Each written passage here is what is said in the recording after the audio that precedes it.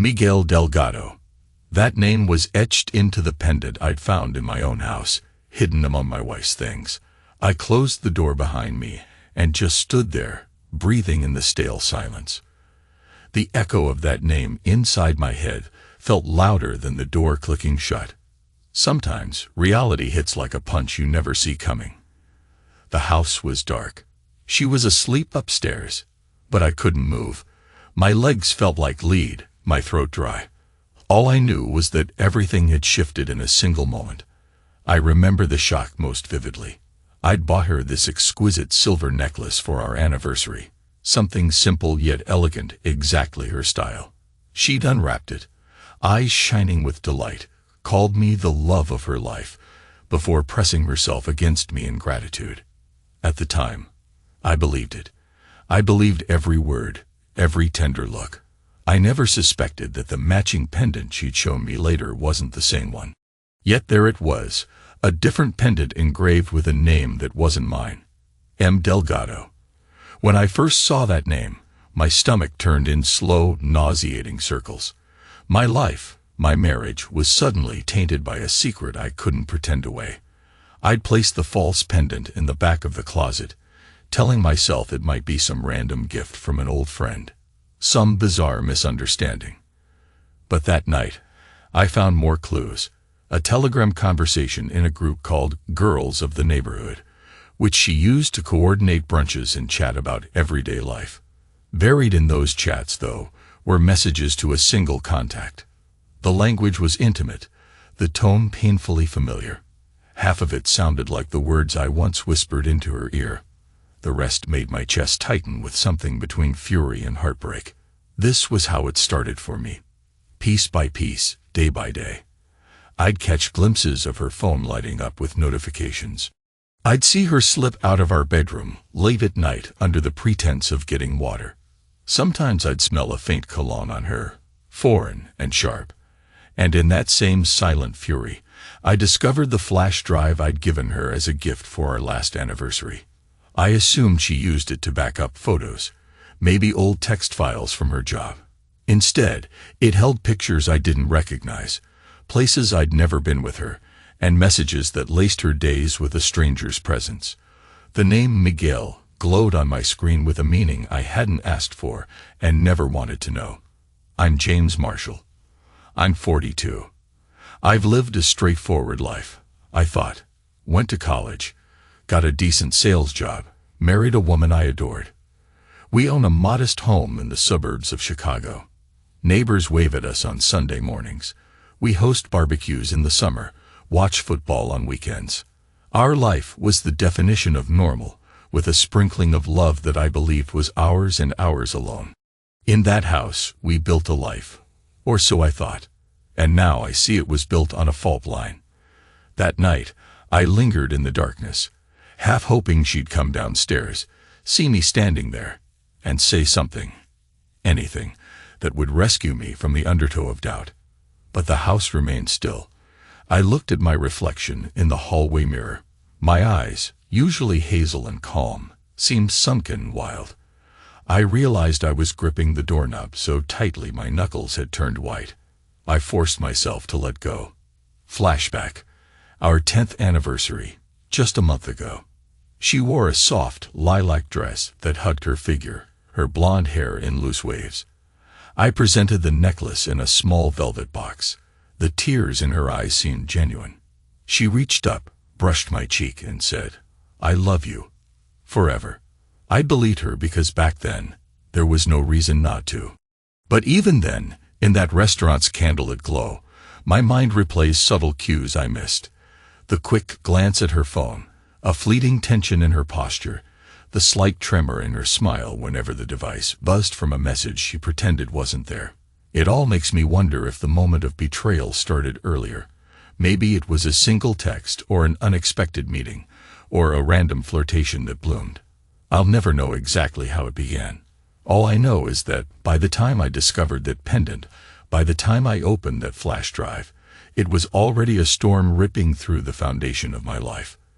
A few days after my late-night discovery, I confronted my own reflection again. because, ironically, I didn't confront her right away. Cowardice, maybe, or fear of losing the last scraps of normalcy I had. I spent hours looking through the images on that flash drive. There she was with him, in a corner booth of a cafe, her hand resting on his, faces so close their foreheads touched. Another shot, a cozy living room that wasn't ours, the two of them laughing, his hand on her knee. And then a series I could barely stand to see. They were in what looked like a hotel room, curtains drawn. The pictures were not explicit, exactly, just intimate enough to paint a vivid picture of their closeness, her fingers in his hair, his lips brushing her neck. That freeze frame of her parted lips burned itself into my brain. I felt nauseous and furious, yet I couldn't turn away from the screen. My body trembled, but I kept scrolling, compelled by the sick need to know just how far it went. Sometime after that, I stumbled across a saved message thread. The text was short but damning. She'd written to him about meeting for an afternoon of heaven, about how she missed feeling free with him. My chest got tight, and I realized I was speaking aloud without meaning to. Afternoon of heaven, I repeated, voice trembling. The horror was that I remembered the day she claimed to be out shopping with friends. I'd seen her afterwards, noticed she was wearing new perfume. My naive mind had complimented her, never suspecting I was smelling his presence on her. They say show, don't tell. My life had become exactly that.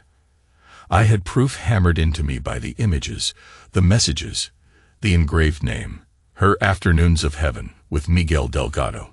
Hard to pretend that was some harmless friendship. You might wonder why I didn't explode right then and there. Storm up to the bedroom, drag her into the hallway, demand answers. Truth is, I was paralyzed. In a twisted way, I thought if I confronted her too soon, I'd lose the chance to gather every piece of the puzzle. It was a strange, controlling instinct.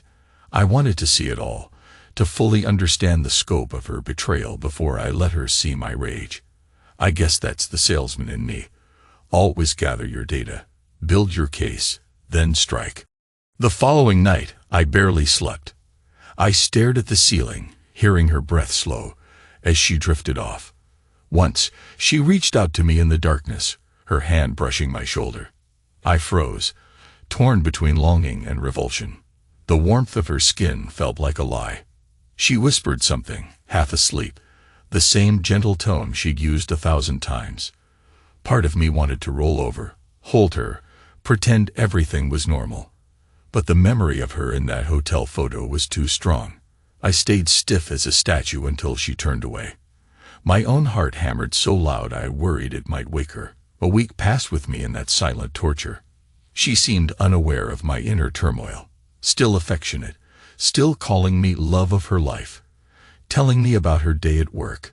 The dissonance grew so intense, I started to question my own sanity. I'd watch her brew coffee, put on makeup, adjust her blouse. I'd imagine him seeing her in that blouse, unbuttoning it, running his hands beneath. My gut churned, but on the surface, I responded with nods, forced smiles, half lies like, I'm fine, just tired from work. Eventually, I cracked. It was a Tuesday evening. She came home late, about 8 o'clock, after staying late at the office. The smell of unfamiliar cologne clung to her again. As she entered, I stood in the living room, arms crossed, waiting. She set down her purse and paused, sensing my tension. She said my name quietly. James, something wrong. I felt my jaw tighten. Where were you? She tossed her hair, an unconscious gesture. Like I said, at work. A few of us were finalizing a PR campaign. Didn't you get my text? I stared at her for a long moment. Sure, I replied, voice eerily flat. I got your text. My phone was on the coffee table, silent. She glanced at it, then at me. Are you mad that I'm late? I'm sorry. I should have called. Stop. Don't do that. She blinked. Do what? I stepped closer, the tension building in my chest like a ticking bomb. Don't lie to me, Rebecca. She stared back, eyes wide. I felt the shift in the room, like she realized the ground beneath her wasn't stable anymore. "Jim, you're scaring me." "Good," I said, my voice trembling just enough to betray how tightly I was wounded. "You should be scared." She swallowed hard, flicking her gaze from my eyes to my hands. What's going on?" I walked to the closet, pulled out a small velvet pouch, and withdrew the engraved pendant with the name M. Delgado. I held it up between us. She let out a small gasp, her lips parting. I let the pendant dangle in the living room light. It swung like a tiny pendulum, catching the reflection of her guilt in its silver surface. "Care to explain?" I asked quietly. Her mouth opened, but no sound came out. She was too shocked to form a coherent lie. That was the first jab of our verbal duel. My question, her stunned silence, blood on the ring floor. "Where did you get that?" she whispered. "You mean the necklace I bought for you. Except, oh wait, this isn't the one I gave you, is it?" I forced a short laugh. "No, it's got someone else's name on it." She took a shaky step backward. "James, it's not what?" "Don't." A single word, cutting her off. "Don't insult me with that line. You know exactly what it is." I walked toward her, slowly, methodically, like an interrogation. "How long, Rebecca? How long have you been seeing him?" Her face turned pale. She looked away, then back at me, tears shining at the corners of her eyes. I never meant to hurt you." "That doesn't answer my question." My tone was calm, but inside, something was unraveling.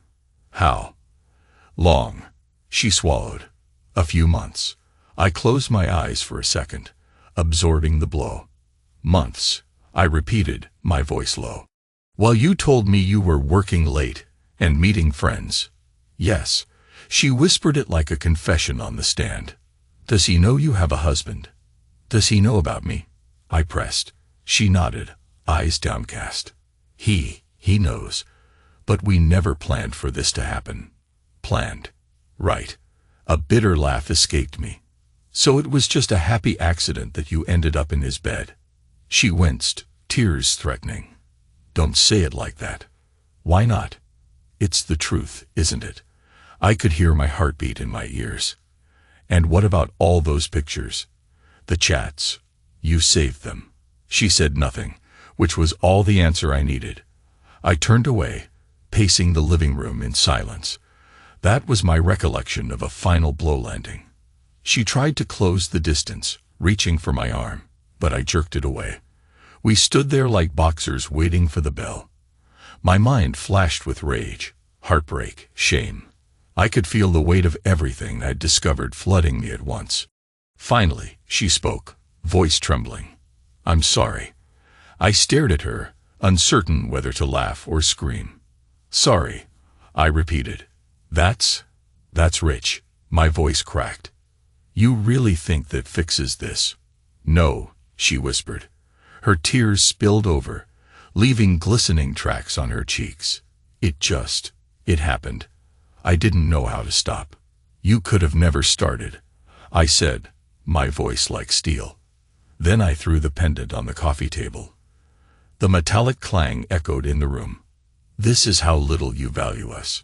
She ran her hands through her hair, frantic, mascara smudging beneath her eyes. "James, I still love you." I felt my entire body tense. Don't use that word anymore," I muttered. "You have no right." She drew in a ragged breath, about to speak again, but I raised a hand. I couldn't bear more half-truths. I grabbed the flash drive from my pocket, the one containing all the damning evidence. I tossed it next to the pendant. "I know everything, Becca. The pictures, the texts, the secret meetups. I know about him. Don't you dare try to minimize it. I've seen it all." Her face crumpled. "Oh God, Jim, please, let's talk." "I can't look at you right now," I said, stepping around her, making my way to the stairs. My mind was swirling with images of them. I needed air, needed solitude, or I was going to explode.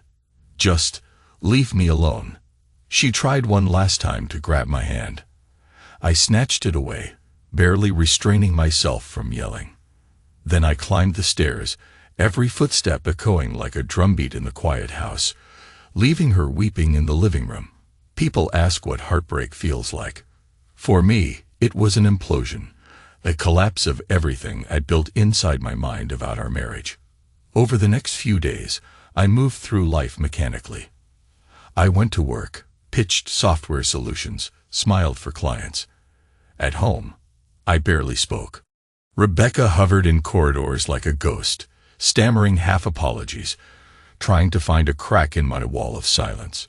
But I was numb, replaying the betrayal in my head, each memory that surfaced.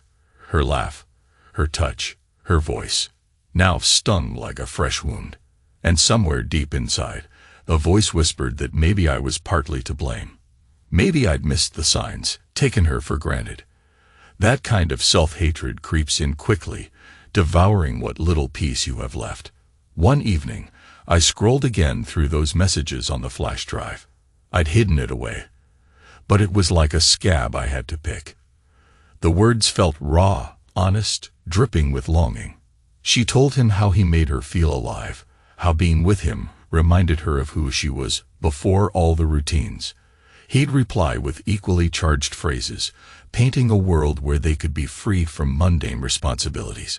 Reading it gutted me, but I forced myself to keep going, as though the pain was a necessary punishment. Only then could I decide what to do next. That was when I found the hotel reservation email, a PDF receipt for a room downtown. The date was last week. She'd told me she was at a friend's house that evening, comforting a friend who'd gone through a breakup. Right. The PDF spelled out exactly how many hours the room was booked. An afternoon check-in, same-day checkout. A short, intense rendezvous. My vision blurred with rage. I realized I was shaking, teetering between confronting her again or letting this fury simmer. But this time, I wanted more than just a confrontation. I wanted something to snap inside me, to unleash that destructive force lurking beneath my calm exterior. I called her to the living room. She entered slowly, eyes rimmed with sleepless circles. She wore a plain t-shirt, jeans, no makeup. Her hair was pulled back in a messy ponytail. She looked smaller somehow, fragile. But I remembered that PDF, saw red. I placed the printout on the coffee table. Explain that. It wasn't a question. More like a demand, an accusation. She looked at it, recognition flooding her face. Tears welled again. James, I tried to call it off. Really? Didn't look like you tried very hard. She swallowed, hands trembling. He made me feel different, like I wasn't just a wife who cooks and cleans and worries about the bills. I'm not proud of it. It's just how it was. I'm sorry. For a moment, I had no words. The anger was so thick I could barely speak. Finally, I rasped, so that's your grand reason. You needed excitement, validation. And I was just, what? Background noise. She shook her head, tears sliding down her cheeks. No, you were everything. That was the problem. I got lost in being your wife. Then I met him, and it was like some part of me woke up. Part that wanted to destroy everything we built. I asked, voice cold. She covered her face with trembling hands. I never intended to destroy us. I stared at her, and for the first time, I didn't feel pity or sorrow. I felt clarity. This woman in front of me, the one I'd devoted a decade to, she had a side I never knew or refused to see. And maybe that was the real heartbreak. That I'd loved someone who could lie so smoothly, so thoroughly, while still smiling at me each day. After a moment, she dropped her hands and looked at me with desperate eyes. Let's fix this, James. We can go to therapy. We can talk. I'll end it. I swear. I exhaled a bitter laugh. You should have ended it months ago, before you climbed into his bed, before you carved his name into that pendant, before you gave me false hope every single day. She sniffled, stepping closer. Her hand hovered near my chest, uncertain if she should touch me. I do love you, she whispered. I never stopped. A wave of disgust rolled through me. Love, you keep using that word. Let me show you what you did to that word. I grabbed the flash drive off the table, clenched it in my fist. This is your love. Pages of secrets and lies. Photos you kept as trophies. Her shoulders shook. She seemed about to collapse. A twisted part of me wanted her to feel the crushing guilt, wanted to see her suffer.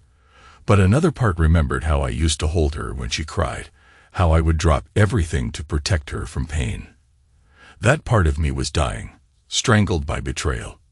I turned away, pacing to the window, glancing outside at the quiet street.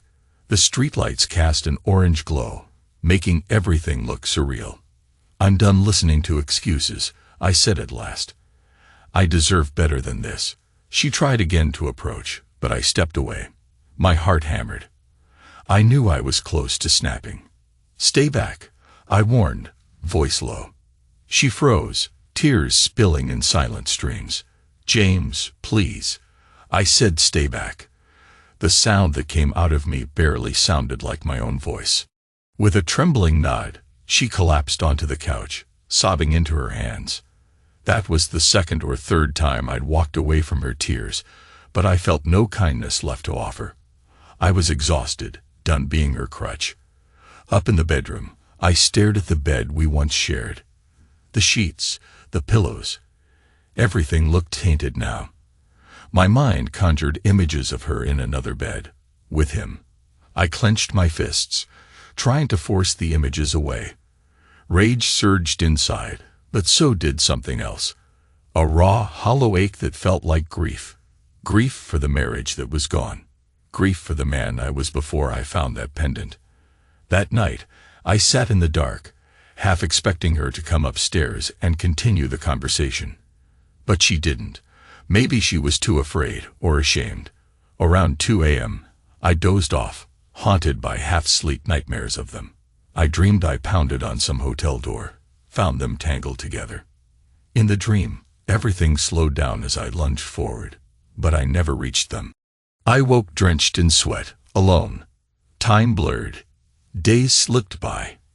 In my mind, it all felt painfully slow, as if I were swimming in thick oil. Meanwhile, life outside me didn't pause. I had meetings, deadlines, calls to make. I'd stand in front of clients, forcing a polite grin, my voice explaining sales metrics while, inside, I was raging or falling apart. I started thinking about confrontation beyond just with her, of reaching out to this Miguel Delgado.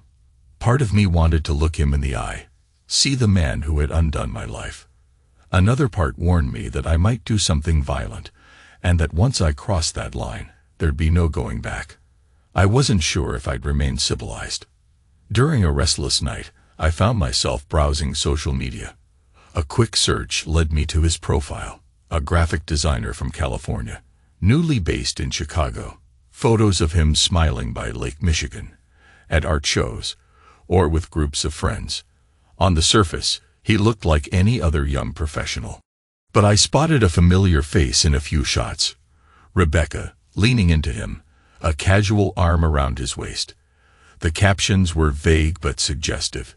He made no attempts to hide her. My blood boiled.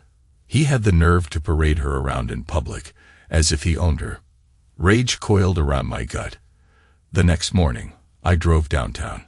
I parked near the address listed on his portfolio website. My hands shook on the steering wheel. I had no real plan. Was I there to fight him? To confront him? Or just to see him face to face? To make it all real instead of intangible messages and pictures on a screen? I sat there for a long time, engine off, thinking about crossing the line from heartbreak to revenge. My heart pounded so fast I could feel my pulse in my ears. I saw someone exit the building. Tall, lean, dark hair. Possibly him. My instincts screamed at me to charge over, call his name, demand answers, break him. But something else, maybe the last shred of my rational mind, said, not yet. Because revenge, as they say, rarely ends well. My father used to tell me, when you break something in anger, you end up with broken pieces that can cut you too. I never fully understood that until now. So I drove away, heart pounding, teeth clenched. I'd figure out a more precise method, something that wouldn't land me in jail or the hospital. Because in my mind, revenge had to be controlled, cunning. And if I was honest, part of me wanted to watch him lose her just like I had. Another flashback rose in my mind. Years ago, when Rebecca and I first bought our house, the first morning there, she danced in the kitchen, squealing that we finally had our own place. We shared a joyful kiss, the promise of forever in the air. That memory struck me like a knife now. She wasn't the person I thought she was then. Or maybe she was, but she changed. Or maybe I changed. Maybe I took her for granted, let the marriage grow stagnant. That's the labyrinth you wander after betrayal. You question every step, every moment, searching for the exact point where it all went wrong. The tension in our house had grown unbearable. We ate meals in silence, avoided eye contact. She'd try to talk, but I'd shut it down. She'd cry, but I'd walk away. At one point, she tried to ask if we could see a counselor. I just looked at her blankly. Too late for that, I said. She flinched as if I'd slapped her. But her tears no longer moved me. It was as if my empathy had died alongside my trust. The day it all snapped, ironically, was quiet. No loud fights or dramatic revelations. I was in my home office, tapping on my laptop, half working, half fuming. She walked in, hair loose around her shoulders, eyes swollen from crying. She stood there, arms crossed, as if summoning courage. I ended it with him, she said softly. I called him, told him not to contact me again. I stared at the screen, refusing to look at her. Congratulations, I muttered. She stood her ground. I'm serious, James. It's over. I told him I was choosing you, that we could fix this. That made me laugh bitterly, and I finally swiveled my chair to face her. Fix this? How do you propose we fix me seeing your half-naked pictures with another man? How do you fix the days you lied to me? The nights you came home wearing his scent? Tell me how we fix that, Becca. She didn't respond. Her eyes flickered with guilt. I thought you should know. Her posture sagged. She looked exhausted, a hollow shell of the woman I married. But I felt no pity. Instead, a wave of disgust rose. It's too late, I said coldly. Ending it doesn't erase what happened. You can't unring that bell. She bit her lip, tears threatening again. So what? We're done. That's it. I leaned forward, narrowing my eyes. You ended it with him. Good. But what makes you think I don't want you anymore? You didn't give me a choice all those months. You made every decision behind my back. Now you suddenly hand me this. And you expect me to just roll over in gratitude that you've finally seen the light. She wiped her cheeks. I don't know. I'm just lost. Yeah, I know. That's your favorite excuse. I turned back to my computer, heart pounding. Get out, Rebecca. Leave me alone. For a moment, she hovered there, as though about to speak again. But something in my expression must have convinced her otherwise. She backed out, closing the door behind her. That was the final wedge in the coffin of our marriage. I realized no matter what she said or did from this point on, I wouldn't see her the same way again. The next day, I took action. Not a violent confrontation, not some dramatic meltdown. Something quieter, more methodical. Revenge is not a reckoning. It's a liberation. The words stuck in my mind, as if someone else was whispering them to me. My father's warning about broken pieces also returned. But I was determined to free myself from this cage of betrayal. I gathered all the evidence. Screenshots, emails, photos. Then I wrote a concise message addressed to Miguel Delgado. No threats, no insults, just a factual statement. I know what you did. I know who you are. Rebecca told me she ended things. Stay away from her. And me. Then for good measure, I mentioned how I'd stored copies of all the evidence. If he pushed me, I'd push back. Hard. I wasn't looking for a brawl, but I wanted him to understand the cost if he ever tried interfering with my life again. I pressed send and waited, adrenaline making my hands shake. My phone buzzed an hour later. A new email from him. I braced myself and opened it. His reply was short, apologetic in a half-baked way. He claimed he never intended to hurt me, that he didn't know how serious our marriage was, that Rebecca had told him we were distant. Typical deflection. But the gist was, he wouldn't contact her anymore. He hoped we could find closure. I took a slow breath, reading his words. Anger flared again, but behind it, I felt a dull emptiness. He was just a symptom. The real disease was in my marriage, in her choices, in my blindness. Dealing with him was only part of the puzzle. I went to the bedroom, grabbed a suitcase from the closet, and started packing my clothes. I moved quietly, methodically. She wasn't home at the time. Some part of me wanted her to walk in, see me packing, and beg me to stop. Another part of me was relieved she wasn't there. This was my liberation, my final release from the betrayal. I left my wedding ring on the dresser. It felt like removing a chain from around my neck. When she came home, she found me by the front door, suitcase in hand. Her face went ashen. "Where are you going?" she asked, voice trembling. "Out," I said. "I need to breathe. To exist without you in my peripheral vision for a while." She opened her mouth, then closed it, tears brimming. "James, please, don't go." I studied her for a moment, recalling how her hair fell over her shoulders in that photograph with him. I felt a numb calm. Why should I stay? "So you can stand there reminding me of what I lost. We can talk it through," she pleaded. "We can rebuild." "You took that choice from me a long time ago," I said quietly. "I'm done being the only one who's hurting. Now it's your turn to live without me around." She reached for me. I stepped aside. "All these years, I stood by you. I believed in us. You threw it away for a fling, an afternoon of heaven, as you put it. Now your heaven is my hell." Her tears streaked down her cheeks. I don't know what to say to make it better. "You can't." I turned, placing my hand on the doorknob. "Look, the house is half yours. I'm not going to fight you for it right now. But I can't stay here. I'll send you the divorce papers when I'm ready. Or if you want to move out, go ahead. I don't care. All I know is that I'm done living a lie." She took a shaky breath, pressing her hand to her mouth.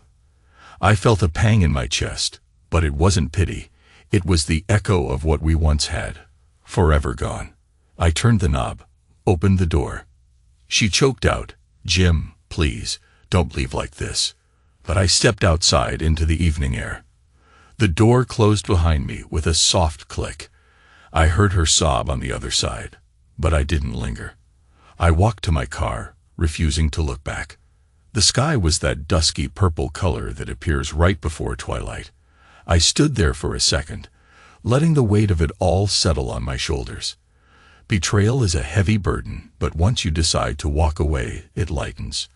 Anger, heartbreak, humiliation, they were all swirling inside me, but something new was there too, a sense of finality. I'd chosen my path. I'd found a way to free myself, even if it meant stepping into an uncertain future. I spent the first night in a cheap motel, the kind with flickering neon signs and worn carpets. I tossed my suitcase onto the bed, stared at the peeling wallpaper, and thought about my life. The final blow, the short, cold goodbye. It had to be this way. No dramatic meltdown, no grand gestures, just a simple exit, because any extra words would have cheapened the moment. My revenge was walking away, letting her drown in the reality of what she'd done. As I lay on that stiff mattress, listening to traffic roar by, I realized I felt something I hadn't felt in weeks. A calm. Not happiness, not relief, but a certain quiet acceptance. She betrayed me. That was a fact. I'd lost the life I thought we have together. Also a fact. But I was done letting it eat me from the inside. I couldn't change her choices, but I could change mine. And so I decided I would. If the marriage was over, let it be over on my terms. Hours later, when I finally slept, I dreamed of a wide-open field. No walls, no locked doors, just me, standing in tall grass under a limitless sky. In the dream, I breathed in the fresh air, free from the stench of deceit. It didn't bring me joy exactly, but it felt like breathing after being underwater for too long. Maybe that's the best you can hope for after an affair. Not happiness, but the oxygen to keep going. I woke up at dawn, heart pounding from the vividness of the dream. For the first time in a long time, my eyes didn't dart around looking for her. I rose, splashed water on my face, looked at myself in the mirror. I was still me, maybe a bit older, a bit more broken, but still alive. And that was enough. Pulling on my jacket, I checked my phone. A barrage of missed calls and texts from her, but I ignored them. Her words no longer had the power to pull me back. I stepped out of the motel, the air crisp against my skin. The sun was just creeping over the horizon, painting the sky in pale gold. As I drove off, I felt no compulsion to see how she was coping. Whether she was crying or raging or packing her own bags was no longer my concern. Because, in the end, revenge isn't always about destroying the other person. Sometimes, it's about liberating yourself from the prison they built around you, or the one you built around yourself by clinging to illusions. I left behind the illusions. I left behind the humiliations, the nights spent staring at the ceiling. I didn't look over my shoulder. I had no reason to. And that's how it ended, with me on the open road. Engine humming beneath me, adrenaline still pumping in my veins, and the last image of her tear-streaked face lingering in my rearview mirror. Maybe that was the real vengeance. Letting her see I could walk out that door and never come back. Letting her realize she'd broken something that couldn't be mended, that she'd lost a man who had once loved her unconditionally.